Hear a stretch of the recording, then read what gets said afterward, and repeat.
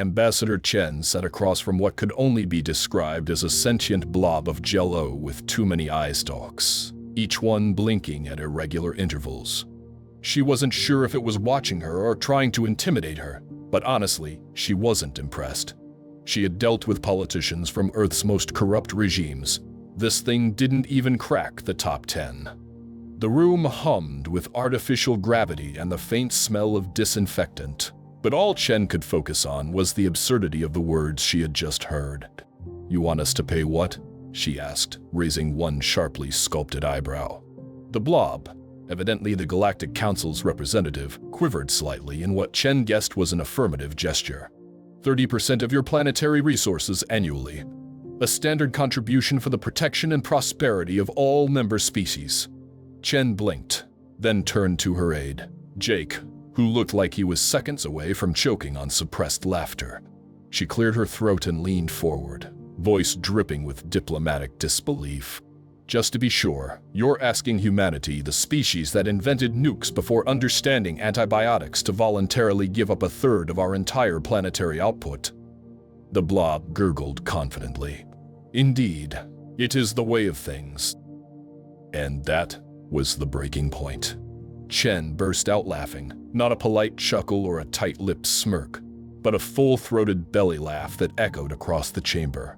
It was the kind of laugh that made accountants cry and generals question their life choices. Jake coughed into his hand, trying to recover, but Chen was already wiping tears from her eyes. "Oh, you're serious," she said finally, straightening her blazer. "You actually want tribute?" "Of course," the blob replied, eye stalks flicking in confusion. "All species contribute to the common good." Chen leaned back in her chair, arms crossed, and smiled the kind of smile that usually precedes either a genius move or a diplomatic incident. "And in return, what do we get? A sticker, a gold star, a snazzy card that says, 'I pay my space taxes.'" The blob's hue darkened to a more ominous purple. "You receive the benefits and protection of the Galactic Council." Jake leaned over and whispered, "Ma'am, I think they're serious." "Oh, I know they're serious," Chen said, grinning wider. "That's what makes this so ridiculous." She stood, smoothed her jacket, and faced the blob squarely. "Let me make this clear. Blobby McBlobface humanity has a word for this kind of arrangement back on Earth. Several, in fact. But the nicest one is protection racket. You want us to pay tribute so you don't. What, blow us up?" "This is the standard practice," the blob insisted, clearly growing agitated. "Standard where? On Rigel 4? Chen snapped back. "Look, we're new to this galactic community thing, sure, but if you think we're just going to roll over and fork over our hard-earned resources, you've got another thing coming." The blob wobbled in place. "You cannot simply say no." "Watch me," Chen said, stepping toward the exit. "No, Nien, none. Yet, Kong. I could go on, but you get the idea." Silence fell over the chamber. The blob practically vibrated with indignation. "This is unprecedented. There will be consequences." "I'm sure there will be," Chen said casually, turning on her heel. "But here's the thing about humans. We don't respond well to bullies. Playground, boardroom, or galaxy, it doesn't matter. You want something from us. Try asking nicely. Try diplomacy. Try respect. But tribute. That's a hard pass." Jake scrambled after her as she strode down the corridor, his expression a mix of panic and awe. "Ma'am, are you sure that was wise? They could have technology we haven't even dreamed of." Chen laughed again, this time quieter, more deliberate. "Jake, my dear boy, do you know what happens when you back a human into a corner? We don't surrender. We adapt. We invent. And then we punch back harder than anyone expects." She paused, glancing over her shoulder with a mischievous glint in her eye. "Besides, did you see how many eye stalks that blob had? Imagine how much they spend on contact lenses alone." As they approached their ship, alarms began to sound across the Galactic Council stations, subtle at first, then growing louder. Humanity's refusal had sent shockwaves across the galactic stage, and Chen knew it. But instead of fear, She felt exhilaration. Something had shifted. Something big. She settled into her seat aboard the Earth diplomatic cruiser, looking out into the stars. "You know, Jake," she said, buckling her harness with a satisfied sigh, "I have a feeling we just changed the game." Jake sighed, still pale from the confrontation. "With all due respect, Ambassador, you're insane." "Probably," Chen replied with a grin. "But so is demanding tribute from a species that once nuked itself, just to see what would happen." And with that, they shot back toward Earth humanity's first answer to the galactic community hanging in the void behind them. A single word that shook the stars: no. As the diplomatic cruiser cut through the vacuum of space, Earth growing larger in the viewport, Ambassador Chen sat in thoughtful silence. The weight of what had just happened settled over her shoulders, not in regret, but in recognition. She hadn't just said no to a demand. She had declared something much more dangerous. Independence. Independence. Across the galaxy, species had bowed, bent, and bartered for favor. They gave tribute to the Galactic Council without question, exchanging autonomy for protection and access to advanced technologies. It was the way things had always been. But Chen, standing in that gleaming council chamber, had made a different choice, one that echoed louder than any weapon's discharge. Jake, seated beside her and nervously tapping his tablet, finally spoke. "Ma'am, you do realize what we just did, right?" Chen turned to him, the corners of her mouth lifting into a smile that didn't quite reach her eyes. "Of course I do. We didn't just reject a bad deal, we told the universe we don't kneel. Not for fear, not for profit, not for protocol." Jake exhaled slowly, trying to process it all. "So, we're on our own now." Chen looked out at the stars and shrugged. "We always were. Now it's just official." Back on Earth, the reaction was immediate. News of the encounter spread like wildfire. Social media exploded with hashtags like Galactic Nope and Chen for President. Talk shows debated whether Chen had saved humanity or doomed it. Protests erupted, some calling for caution, others demanding retaliation. But amid all the noise, one thing was clear: Chen had given humanity something it didn't know it needed: defiance with purpose. The president of the Unified Earth Council called an emergency summit. Chen was summoned within hours of landing, still in her spaceflight uniform, her boots barely scuffed from the ship ramp. She walked into the Grand Assembly Hall, where world leaders, defense ministers, economists, and scientists had all gathered, nervous, skeptical, intrigued. The president wasted no time. "Ambassador Chen, is it true you rejected the Galactic Council's offer outright?" Chen stood tall. It wasn't an offer, it was an ultimatum wrapped in diplomacy. They demanded we give up a third of our planet's resources, annually, for protection. From what, exactly, they never said. Murmurs rippled through the chamber. "And in return?" asked a council member. Chen folded her arms. "A place at the table, sure, but at the cost of our sovereignty, at the mercy of their rules. We'd become a galactic vassal state before we'd even launched a proper moon base." Someone from the tech delegation piped up. "But what about their technology? Their infrastructure? Faster than light travel? Are we supposed to just walk away from that?" Chen's voice was calm but unshakable. "I didn't say we walk away. I said we don't kneel to get it. We trade. We collaborate. But we don't pay tribute. Not now. Not ever." That was the moment it clicked for many in the room. This wasn't about pride or bravado.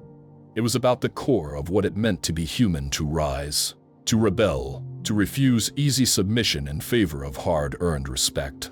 Later that night, as Chen stood alone on the rooftop of the diplomatic tower overlooking Geneva, Jake joined her, 2 cups of steaming coffee in hand. "Still think we did the right thing?" he asked, offering her one. She took it, sipped, and let the silence linger. "I think we made the necessary choice," she said. "Right or wrong will be judged in hindsight, but I know this. If we'd said yes, we'd have sold out not just our resources, but our identity. Humanity's greatest strength isn't our tech, or our numbers, or even our weapons. It's that we don't fold under pressure. We resist. We question, and when someone pushes us around, we push back. Jake nodded slowly, watching the stars above. We didn't just say no, we declared independence. Chen smiled. Exactly. The declaration wasn't signed with ink or formal ceremony. It was spoken aloud, boldly, in the heart of the galaxy. And it was heard. Some species cheered in secret. Others scoffed. The Galactic Council fumed. But it was done. Earth had found its voice, and it had spoken with the kind of clarity that cuts through centuries of protocol. The cost of that clarity was still unknown. Maybe isolation, maybe war, maybe something worse. But for the first time in galactic history, a new power had stepped onto the stage, not with fear or servitude, but with a grin and a middle finger wrapped in diplomatic charm. It was risky. It was reckless. It was human. Human.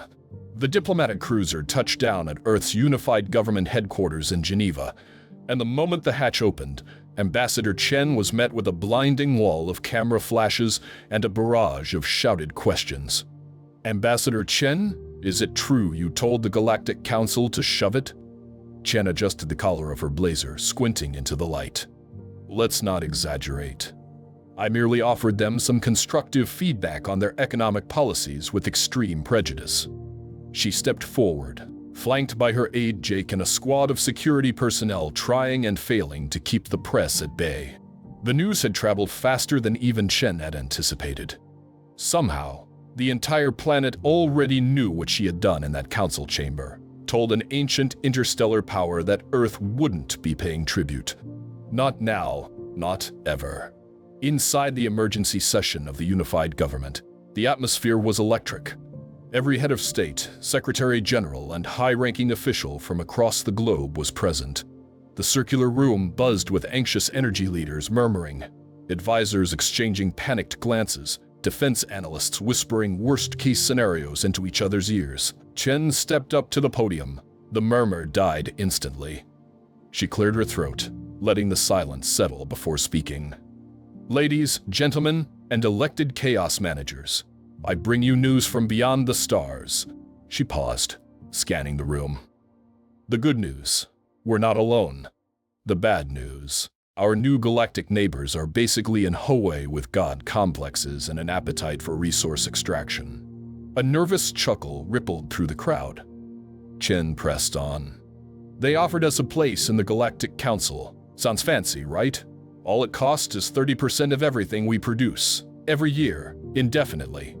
In return, we get protection. From whom? They wouldn't say. From what? They wouldn't explain. The Minister of Defense leaned forward. Ambassador, do they have the military capability to back up this threat? Chen smirked. Oh, I'm sure they do. That's not the point. The point is they expected us to comply. Like every other civilization before us. They thought we'd be too eager, too afraid, too desperate for inclusion to push back. And what did you say? Asked a voice from the back. Chen shrugged. I said no. The room exploded. Dozens of voices overlapping, some outraged, some shocked, some actually cheering. Someone yelled, "You doomed us," while another shouted, "Damn right she did." President Abra of the African Continental Union rose from her seat, her voice cutting clean through the din. Order! The room quieted. She looked directly at Chen. Ambassador, that decision was it yours alone? Yes, Chen said, without hesitation. Because I was the only one in the room. Another voice from a Pacific Trade representative. You realize what you've done, don't you? Chen met his gaze. Yes. I told the galaxy that Earth bows to no one. Outside the chamber, chaos reigned. Protesters and supporters clashed in the streets of major cities. Social feeds were flooded with memes, think pieces, and debates. Some called Chen a warmonger. Others hailed her as a hero. Some world leaders demanded her resignation, while others extended formal commendations. Jake, watching the frenzy from a secure media room, turned to her. You broke the planet, ma'am. Chen didn't look up from her coffee. It was already cracked. I just turned on the lights. The president called her back for a second closed-door session that evening. Only core defense, tech, and diplomatic advisors were present this time. The mood was darker. A projection of the Galactic Council's known fleet hovered in the center of the table, flanked by red warnings and speculative models. "We need to prepare for possible retaliation," the UEG security director said grimly. "They could cut us off, blockade the system, worse." Chen crossed her arms. "Then we do what humans always. We improvise, we innovate, and we unify." "Unify?" another official asked skeptically. Chen raised her chin. "When faced with extinction-level threats, humans come together. We've done it before. We'll do it again. But this time, we're not reacting to a meteor or a virus. We're choosing to stand on our own terms." Jake, standing by the wall, spoke quietly. "Ma'am, the world is panicking." Chen turned to face the group. "Then give them something else to focus on." A beat passed. Then she smiled. "Announce an initiative. A global movement. Not for war, but for preparation. For self-sufficiency. For cosmic independence. We'll call it Operation Cosmic Chaos." Silence. Then slowly, the room nodded. And just like that, Earth's first step into galactic politics had been made not with tribute or submission, but with chaos, courage, and a declaration of freedom that echoed from orbit to every corner of the globe. The day after her explosive declaration, Ambassador Chen found herself back in the diplomatic hot seat, only this time, her opponent wasn't a gelatinous blob with entitlement issues.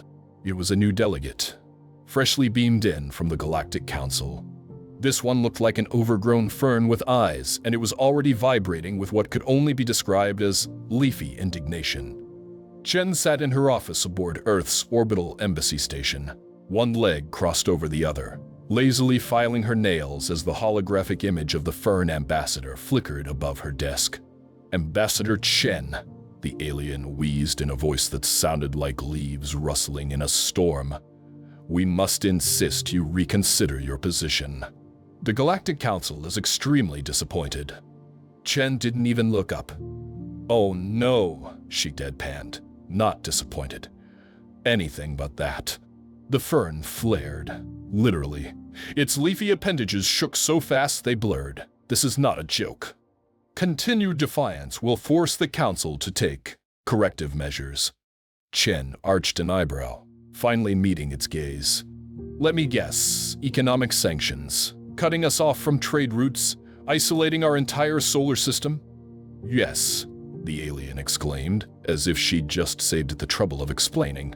She leaned back in her chair, thoughtful. Isolationism. Never tried that before. Could be fun. Do we still get to keep the moon?" "Ambassador," it barked, clearly at its wit's end. Chen finally stood, slowly, and walked toward the projection. "Look, I get it. You're used to new species falling in line. You make a demand, they panic, hand over their resources, and thank you for the privilege. But here's the problem. You picked the wrong planet." The fern alien's fronds twitched. "You cannot seriously think you can resist the will of the entire Galactic Council." "I don't think," Chen replied, coolly. "I know, because here's the thing about humans, we don't do well with ultimatums. Threaten us, and we don't fold. We push back. Threaten us harder. We get creative." The fern's voice dropped into something cold. "Without our advanced technology, your species will fall behind. Your progress will stagnate. Your development will thrive," Chen interrupted. The fern froze. "Those. What? You think we need your tech to thrive?" She leaned in now, voice low and deadly calm. "We split atoms with slide rules. We sent people to the moon using machines less powerful than a smartphone. We invented jazz, barbecue, and Wi-Fi, often in the same neighborhood. And let's not forget our species once looked at a deadly virus and said, 'Let's fix this in under a year,' and we did it. So no, we don't need your permission or your validation. What we need is room to breathe." The fern, visibly rattled, attempted one final plea. "The tribute is necessary to maintain balance, to support the infrastructure of galactic peace." Chen snorted. You mean bureaucracy? It is how we ensure stability. It's how you maintain control, she corrected. There's a difference, and we're not interested in being managed. The Fern's color darkened. You risk war. No, Chen said, her tone shifting from sarcastic to steel. We risk independence. And we accept the consequences. Jake, watching silently from across the room, finally spoke. Ma'am, you're saying we're okay with complete alien isolation? Chen turned to him, eyes sharp. I'm saying if the choice is between submission and self-determination, we choose the latter, always. The Fern tried again, its voice tight with frustration. Surely there is something the Council could offer that would change your mind. Chen tilted her head, pretending to think. Tell you what. We'll reconsider if you take all 7 seasons of Keeping Up with the Kardashians and leave us alone for the next 1,000 years. Jake groaned. Mom, she winked. Too much, by a lot. The Fern, thoroughly baffled, tried to recalibrate. You are an unpredictable species. Thank you, Chen replied with a smile. When the hologram finally blinked out, Jake exhaled deeply. They're not gonna take this lying down. I hope not, Chen said, sipping her coffee. We don't grow when things are easy. We grow when we're challenged. And right now, the galaxy just gave us the greatest challenge of all. Jake looked at her sideways. And your answer is sarcasm and sass? Chen grinned. No, Jake. My answer is diplomacy the human way. Bait, blunt, and just crazy enough to work. Back on Earth, in a war room tucked beneath Geneva's unified government complex, Ambassador Chen stood before a massive screen displaying projections, schematics, and chaotic notes that looked more like a conspiracy theory than a strategic plan. Except this wasn't paranoia. It was preparation. It was the beginning of something big. Operation Cosmic Chaos, she announced, clicking a button that brought up the name in bold, pulsing letters. Catchy, right? Around the room, top scientists, military strategists, engineers, and even sociologists exchanged skeptical looks. The title alone suggested unpredictability, which was exactly the point. Ma'am, one of the senior defense advisors said slowly, what exactly is this operation? Chen turned toward him, a spark in her eyes. It's our answer to their threats, to their arrogance, to the idea that humanity can be cowed into compliance. Jake, standing beside her with a digital tablet full of logistical nightmares, added, it's a coordinated global effort to prepare for complete galactic isolation, while simultaneously turning Earth into something the Galactic Council can't ignore or bully. Chen nodded. We're not building a fleet. Not yet. We're building resilience. We're going to upgrade infrastructure, push tech boundaries, and invest in innovation like never before. Think of it as a renaissance, only louder, faster, and more caffeinated. An economist raised her hand. And the funding for this chaos? Chen didn't miss a beat. Reallocations, partnerships, crowdfunding, private sector involvement. Do you have any idea how much Silicon Valley would pay to reverse engineer alien tech? Or how many billionaires want their name on a space elevator? The scientist next to her leaned forward. And the goal? To prove, Chen said firmly, that Earth doesn't need galactic handouts to thrive. We will advance, we will adapt, and we will do it without sacrificing sovereignty. A few chuckles followed, nervous ones, but real. This wasn't some reactive defense protocol. It was an offensive mindset, a cultural shift. News of Operation Cosmic Chaos broke worldwide within the hour. Some people scoffed, calling it a publicity stunt. Others mocked the name. Memes flooded the internet, comparing Chen to a Bond villain with a flair for drama. But deep down, people understood what it meant. It meant Earth wasn't backing down. It meant someone had drawn a line in the cosmic sand. By week's end, major nations and corporate giants had pledged support. Laboratories ramped up research. New think tanks were formed overnight. The Mars colony sent a message. We're in. Chaos is our thing. Even Antarctica's scientists held a banner that read no tribute, just penguins. Jake was stunned. I thought this would be harder. Chen grinned. You underestimate how motivated humans get when they're told they're not good enough. The movement spread beyond governments. Artists, musicians, inventors, all kinds of creatives joined in. What began as a defense initiative rapidly evolved into a cultural revolution. People weren't just resisting, they were imagining, building, dreaming. The unified government created a civilian innovation arm called the EDGE Initiative, a global platform inviting everyday people to submit ideas, inventions, and strategies. Prizes were offered. Projects were funded. A 10-year-old in Mumbai designed a solar-powered drone that could operate in no atmosphere conditions. A retired welder in Brazil reverse-engineered alien metal samples into a heat-resistant alloy. A university team in Ghana created a prototype for an artificial gravity stabilizer using recycled parts. Chaos breeds genius, Chen said during a press conference. And humanity is very, very good at chaos. But not everyone was on board. Some political factions accused Chen of provoking the Galactic Council. Isolationists argued that independence would destroy Earth's economy. Protesters flooded capital cities holding signs that read, "Don't poke the stars." Chen faced them all head-on.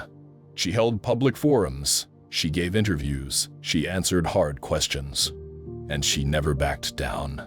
In one memorable televised address, she stared straight into the camera and said, "We are not trying to start a war. We are trying to end a cycle. A cycle where power demands obedience instead of partnership. We're not rejecting cooperation, we're rejecting coercion." The speech went viral in 12 languages. Meanwhile, the Galactic Council watched from afar, confused and increasingly alarmed. Instead of folding, Earth was doubling down. Instead of begging for forgiveness, it was throwing block parties and hackathons. Instead of tribute, they were building karaoke machines that could sync with alien vocal ranges. Jake stood beside Chen one night on the orbital station balcony, looking out at Earth, its cities glowing like constellations below. "You really think this is going to work?" he asked. Chen didn't answer right away. She sipped her tea, watching as a cargo shuttle zipped past on its way to a new orbital lab. "I think it already is," she finally said. "The galaxy expected us to beg. Instead, we turned a threat into a spark. And now the fire's spreading." Operation Cosmic Chaos wasn't just about defense or innovation. It was about declaring, loudly and creatively, that Earth would define its own destiny. And the universe was starting to notice. 3 months into Operation Cosmic Chaos, Earth had not crumbled, nor had it been invaded. There were no fleets at their doorstep, no planetary embargo. Instead, something stranger happened. Aliens started showing up. At first, they came quietly curious delegates from fringe species who'd heard about the humans who said no to the Council. They arrived in odd-looking ships, cloaked and cautious, claiming they were on fact-finding missions. But what they really wanted was to see if the rumors were true. And Chen welcomed every single one. No red carpets. No strict protocols. Just open arms, Earth-style hospitality, and a question that disarmed every visitor. Hungry. Word spread fast. It turned out the galactic community had been waiting aching for someone to challenge the Council's authority. Most species were too afraid, too tied into the system, but not Earth. Earth had swagger, and apparently that was contagious. Which gave Chen an idea so bold it made even Jake spit out his coffee. "You want to do what?" he asked, wiping his mouth with the back of his hand. "I want to throw a party," Chen said with absolute seriousness. "A big one. A galactic one." Jake blinked. "You want to throw a party for the entire galaxy?" She nodded. He nodded. "Why not?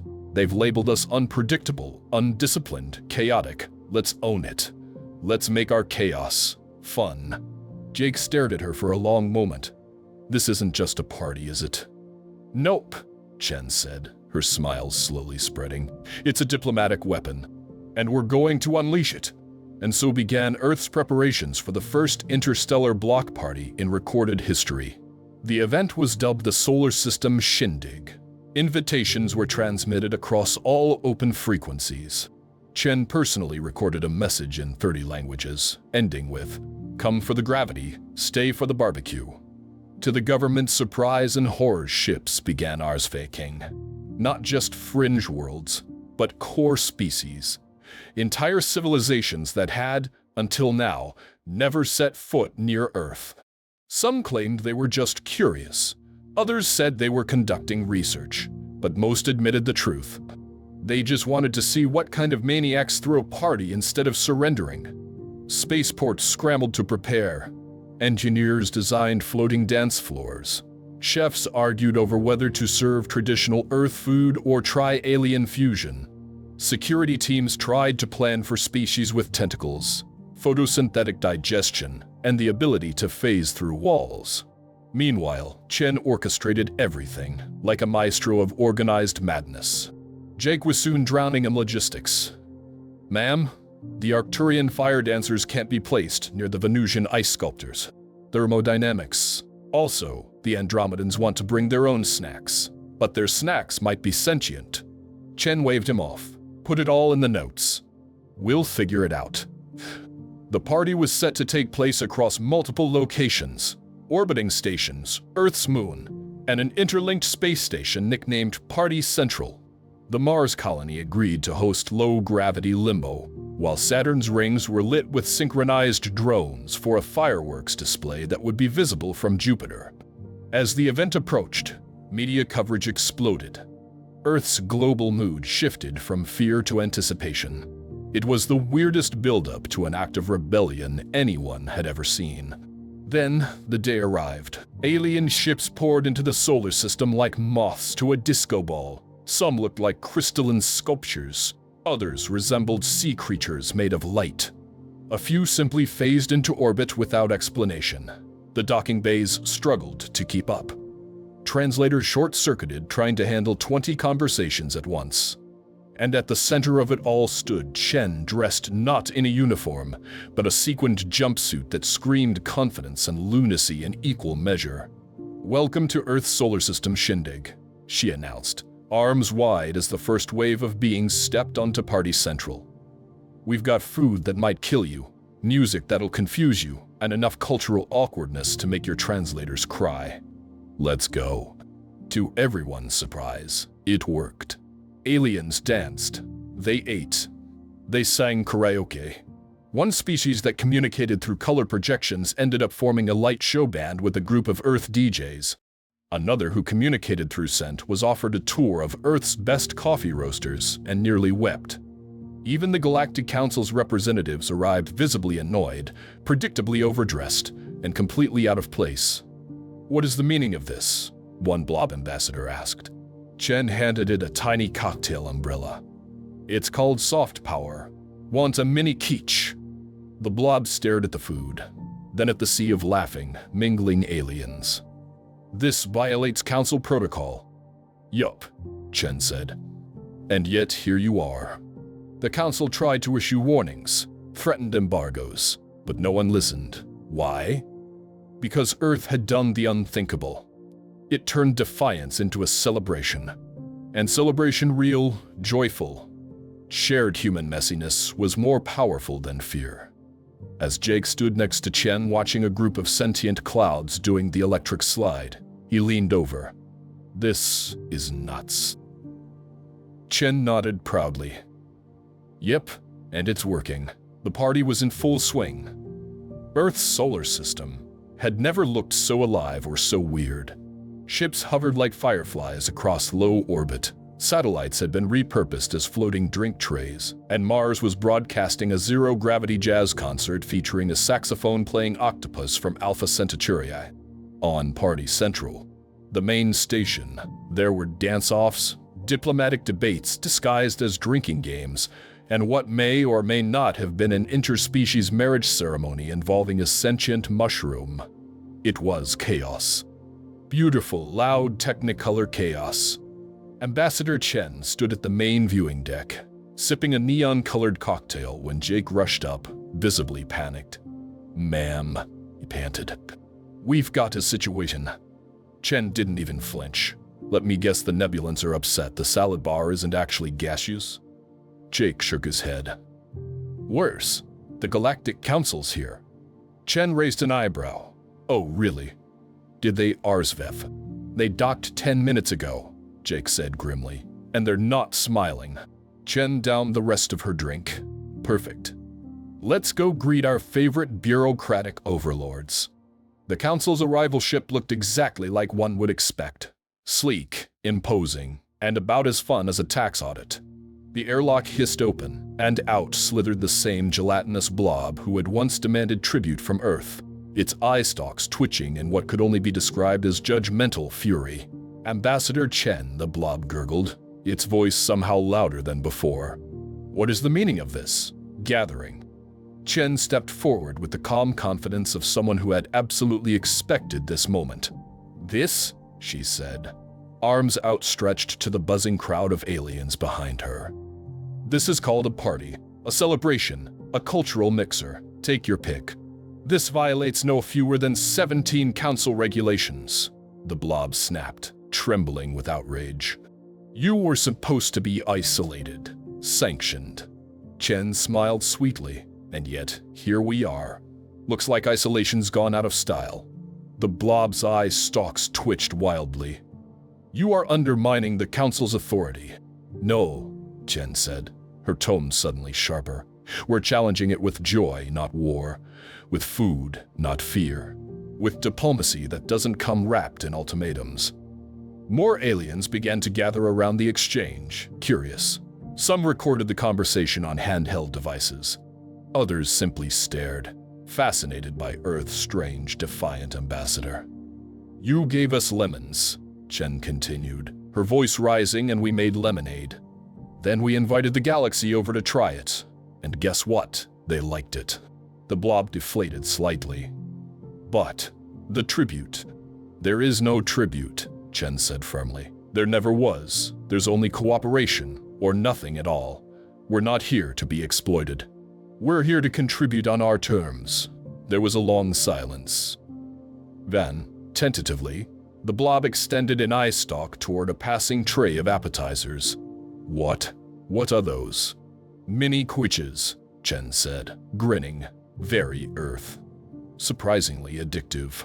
The blob took one, sniffed it, or at least seemed to, and cautiously consumed it. Its color shifted to a muted lavender. Chen took that as a good sign. Watching from the crowd, Jake whispered to another staffer, "Did we just witness interstellar diplomacy via hors d'oeuvres?" The staffer nodded. "Yup, Chen style." Back on the observation deck, the council delegate still looked bewildered. "This event, it cannot continue." Chen stepped closer. "Oh, but it will, because now we're not alone. You tried to isolate us, but you forgot something important. People, no matter the species, don't like bullies. They like connection, music, laughter, weird food, and questionable dancing. You tried to make us a cautionary tale. Instead, we became a destination." The blob didn't respond. It didn't need to. The proof was all around them, dozens of species mingling, laughing, exchanging ideas. Earth hadn't just refused to play by the rules, they'd rewritten them, and the galaxy was reading along. Later that night, after the council had left confused but not openly hostile, Chen and Jake stood watching a group of sentient gas clouds try their hand at Earth-style karaoke. One of them attempted Bohemian Rhapsody. It wasn't pretty, but it was enthusiastic. Jake sipped his drink. "So, what now?" Chen chuckled. "No, we keep going. We host more events. We build more bridges. We confuse more council members. And if they retaliate," Chen's smile never wavered, "then we improvise. Like always." Across the station, a cheer went up as a tentacle dancer spun into a breakdancing human. Cameras flashed. Laughter echoed. Somewhere, someone started a limo contest under a hovering drone. Jake looked around at the surreal celebration and shook his head in disbelief. "This all started because you said one word." Chen turned to him, eyes twinkling. That's how revolutions usually start. 6 months after Earth's cosmic party sent shockwaves through the galaxy, the unthinkable happened. Ambassador Chen was invited to sit at the same table that once tried to exile her species from polite galactic company. It was a meeting that would have been inconceivable less than a year ago. A summit with representatives from 12 major alien civilizations, each one more bizarre and brilliant than the last. There was Zorbex, the Galactic Council delegate who once demanded tribute and now awkwardly balanced a tiny Earth flag beside his nameplate. Beside him floated a shimmering tetrahedron from the Fractal Collective, and next to that sat a being composed entirely of mathematical equations held together by light. And at the center of it all, wearing her usual blazer with absolutely no respect for intergalactic formality, was Chen. "All right," she said, leaning back with a casual grin. "I think we can all agree the whole tribute thing is off the table." Zorbek's eye stalks drooped slightly. "The Galactic Council has reconsidered its approach. Perhaps our initial methods were overly aggressive." Chen smirked. "That's one way to put it.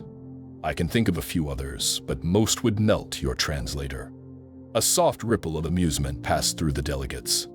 Even the fractal entity flickered with approval, a gesture that translated loosely to polite laughter and/or gravitational applause. The living math being spoke next. Earth's approach to galactic integration has been unconventional, but effective. Our data indicates a 73.6 increase in interspecies cooperation since the initiation of your party. Chen tapped her fingers together. Never underestimate the power of a good DJ and an open bar. What had started as defiance had become something more. Humanity, in its stubborn refusal to obey, had accidentally unlocked a new diplomatic playbook: connect through culture, not control. While the council debated hierarchy and policy, Earth invited everyone over for music, food, and awkward dancing, and it worked. The alien representatives didn't just enjoy the party. They saw something they hadn't seen in centuries, a species that made diplomacy fun again. One that didn't mask power and intimidation, but revealed it through authenticity. Now they were asking Earth for help. "We propose," Zorbek said, shifting awkwardly in his gooey form, "a new role for your people. Leadership position." Chen raised an eyebrow. "You want us to join the council?" Zorbex hesitated. "Not exactly. We'd like you to act as facilitators. You have a talent for creating cohesion through unpredictability." Jake, sitting behind Chen, whispered, "Did they just call us professional chaos coordinators?" Chen leaned back, thoughtful. "So Earth becomes what? The galaxy's official meet and greet hub." Zorbax made a wet, sloshing sound. "In essence, yes." Chen chuckled. "Why not? We've got the enthusiasm, the music, and according to half the galaxy, the best snacks in at least 3 spiral arms." The room murmured in agreement. The Fractal Collective even offered a holographic thumbs up. As the meeting concluded, alien after alien came to shake Chen's hand or wave tentacles or emit celebratory pheromones. It was weird. It was wild. It was exactly what made humanity so effective in this arena, unapologetically human. Later that evening, as the Earth delegation walked through the bustling corridors of Party Central, Jake turned to Chen. "Do you realize what you've done?" he asked, half amazed, half dazed. "You turned Earth from a backwater rock with a history of bad decisions into the cosmic equivalent of Studio 54. Chen grinned. "I was going to say the United Nations, but yours sounds more fun." He blinked. "You like this, don't you?" "Jake, we just got asked to help run the galaxy's social calendar. What's not to love?" She paused by a window, looking down at the dance floor 3 levels below where a Centauri jazz band jammed with a Martian percussionist and 3 sentient blobs harmonizing in C major. "This is just the beginning," Chen said quietly. Jake stood beside her. "Of what?" "Of Earth finally belonging to something bigger, not as servants, not as tribute payers, but as contributors, as equals." "Or," Jake added, "as the crazy neighbor who throws the best parties and somehow ends up running the whole street." Chen laughed. Exactly. In the weeks that followed, Earth's influence only grew. Trade routes opened, tech collaborations exploded. Young aliens started showing up just to experience Earth weirdness. A popular galactic streaming show launched titled Humans. They did what now? And everywhere Chen went, she saw the same thing, a shift. Not in policy, but in tone, in curiosity, in excitement, in the realization that diplomacy didn't have to be sterile. That shared joy could build stronger bridges than fear ever could. And Earth was thriving. Not because they bowed, but because they danced. By the time the Galactic Council asked Earth to host their next annual summit, nobody was surprised, not even Chen. The Council tried to play it off like a strategic decision, neutral ground, diverse participation, logistical efficiency, but everyone knew the truth. Earth had become the hottest name in the galaxy. And now, the very same institution that once threatened them with isolation was asking for a reservation. Chen took the request with the kind of smug humility that only she could pull off. "Of course," she said, barely suppressing a grin. "We'd be honored to host, but if you're expecting crystal chandeliers and hushed voices, you've clearly never attended a human conference." The planning began immediately. Party Central, Earth's interstellar hub, was completely transformed. A fleet of orbital engineers, designers, and cultural liaisons collaborated to create what Chen dubbed the most extragalactic conference in history. No expense was spared. No weird was too weird. If you wanted to debate trade routes on a floating garden platform while sipping algae smoothies from Neptune, this was the place. "Ma'am," Jik said one afternoon as he reviewed the newest floor plans, "we're hosting a council summit. With a zero-gravity ballroom, an interspecies karaoke lounge, and a diplomatic escape room." Chen looked up from a sketch of the galactic-themed buffet. "Don't forget the quantum ice cream bar and the sentient spa." "Why the escape room?" She grinned. "Trust building, or panic testing, depends on your perspective." With every passing day, the scope grew. Alien delegations sent in outrageous requirements. Gravitational stability for 10-legged dancers, smoke-free air for gas-based life forms, and one group that only communicated through synchronized blinking patterns. Earth accommodated all of them because that was the point. Hospitality wasn't just about comfort. It was a declaration. A declaration that Earth belonged here now, and they were going to host like it. A week before the event, the Galactic Council's advanced team arrived. They were not ready. The delegates, a collection of crystalline humanoids, floating orbs, and the ever-dignified Zorbex, stood slack-jawed as Chen personally gave them the tour. "Over here," she said cheerfully, "we've got the Diplomatic Mediation Center complete with a no-shouting zone, noise-canceling booths, and stress-baking classes. We've found that muffins reduce conflict." Zorbex's eye stalks blinked slowly. "Ambassador, this is highly unorthodox." Chen stopped in front of the massive main auditorium, its ceiling reflecting stars from 20 galaxies. "So was saying no to your tribute demand. Worked out pretty well, don't you think?" Zorbex didn't argue. When the summit opened, it was clear this wasn't going to be like any previous council meeting. Delegates mingled freely. Cultural booths offered everything from human jazz to Plutonian poetry. Sessions weren't just about policy, they were about exchange. Art, science, philosophy, food. Jake, watching from the control deck, turned to Chen with a mixture of awe and panic. "Is it normal for a diplomatic summit to include a costume contest?" Chen sipped her drink. "It is now." One by one, hardened delegates and skeptical leaders softened. They laughed. They collaborated. They connected. There were heated debates, sure, but they were followed by shared meals and late-night dance-offs. One Planetary Alliance treaty was reportedly sealed over a hot sauce challenge. Even the Council's most traditional members were pulled in. Zorbex was spotted participating in a limo contest.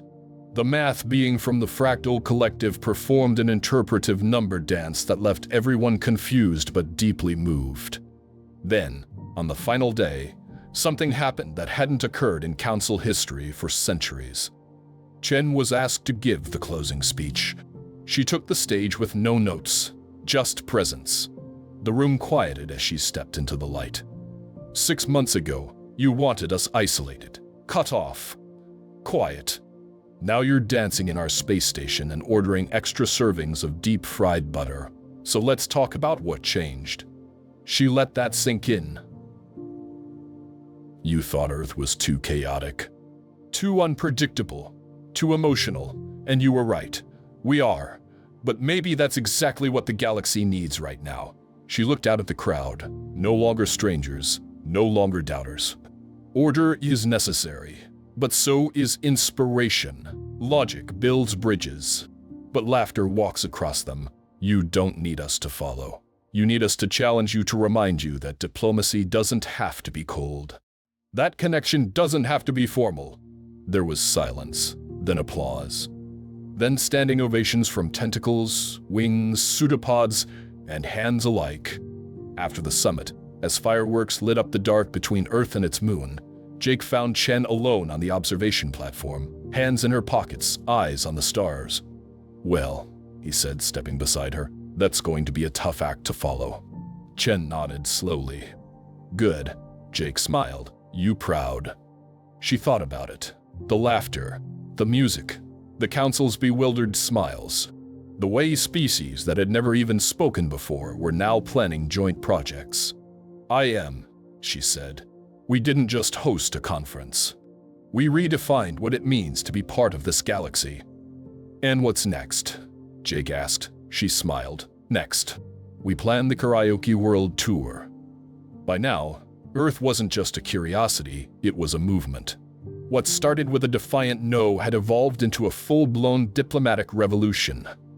Aliens who once questioned humanity's sanity were now quoting Earth phrases, attending Earth-style mixers, and sending requests for cultural exchange programs. The very species that labeled humans as chaotic primitives had begun to reconsider what progress really looked like. The secret wasn't in Earth's tech. It wasn't military strength or economic leverage. It was adaptability, creativity, bold, reckless heart. And no one embodied that better than Ambassador Chen. She sat in her office on Party Central, now dubbed the Galactic Social Hub, reviewing dozens of incoming transmissions. One was a request to co-host a cooking contest between Venusian protein chemists and an Oklahoma BBQ pitmaster. Another asked if humans would be willing to teach a diplomatic improv workshop. A third, from a species composed entirely of magnetic particles, wanted to perform interpretive dance set to Earth's national anthems. Jake walked in mid-scroll. "The magnetic people again?" Chen didn't even look up. "Yup.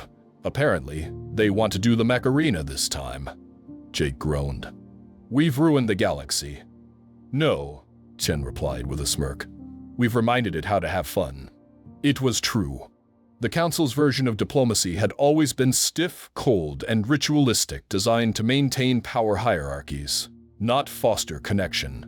Humanity crashed that tradition like a wedding crasher with a karaoke mic, and the universe couldn't look away. At first, traditionalists resisted.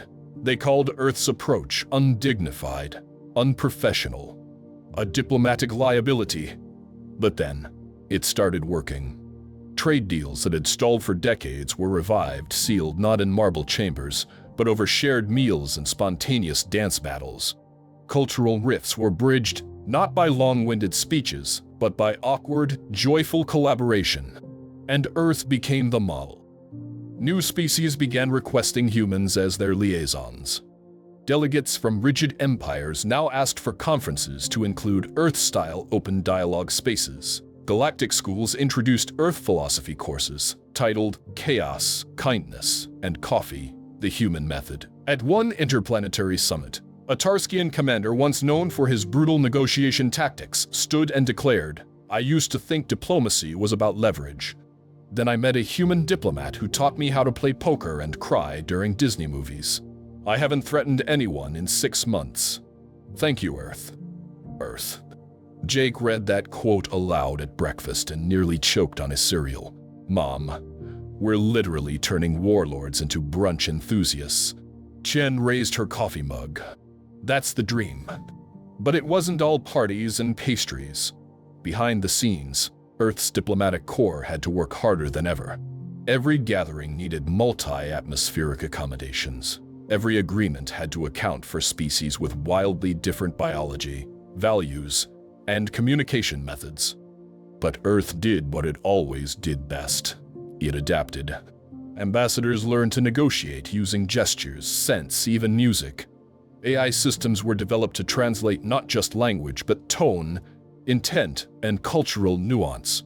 Earth's diplomats trained in empathy, storytelling, and, yes, stand-up comedy, because it turns out nothing diffuses galactic tension like a well-timed joke. "Are we diplomats?" one junior envoy asked during training, or interstellar party planners. Chen's answer: both. Always both. The most iconic moment came during a planetary dispute on the edge of the Trion Nebula. Two rival species were ready to go to war over mining rights, centuries of bad blood ready to explode. The council was paralyzed, unable to mediate. Chen arrived with a portable stage and a folding table. "What is this?" one of the alien generals growled. She calmly set up a cooking competition. Winner gets first access to the mining zone. Loser still gets a trade deal. Bonus points for plating and presentation. The aliens were too stunned to object. An hour later, one had crafted a 5-spice lava stew. The other delivered a deconstructed mineral tart with edible garnishes. They shook hands before dessert. When asked later how she pulled it off, Chen shrugged. People can't yell with their mouths full. That story spread like wildfire. Within weeks, the term Chen Protocol became shorthand for creative conflict resolution across the galaxy. Back on Party Central, as Earth's reputation soared, Jake watched a new batch of cadets arrive, young humans eager to represent their world, armed with humor, empathy, and multilingual caraway playlists. He found Chen watching them from the balcony. "You know," he said, "if you told me a year ago that we'd become the face of galactic diplomacy through food, dancing, and tactical absurdity, I'd have had you committed." Chen laughed. "If you told me the same thing, I'd have started shopping for disco lights sooner." Jake fell silent for a moment, then asked, "Do you think we're really changing the galaxy?" She looked out at the stars, at the ships docked from every corner of known space, at the laughter echoing through the halls, at the messages coming in from species who once called humans a joke. "We already have," she said. Earth hadn't conquered. It hadn't submitted. It had connected on its own terms. And in doing so, it had reshaped the very definition of what diplomacy could be. One weird party at a time.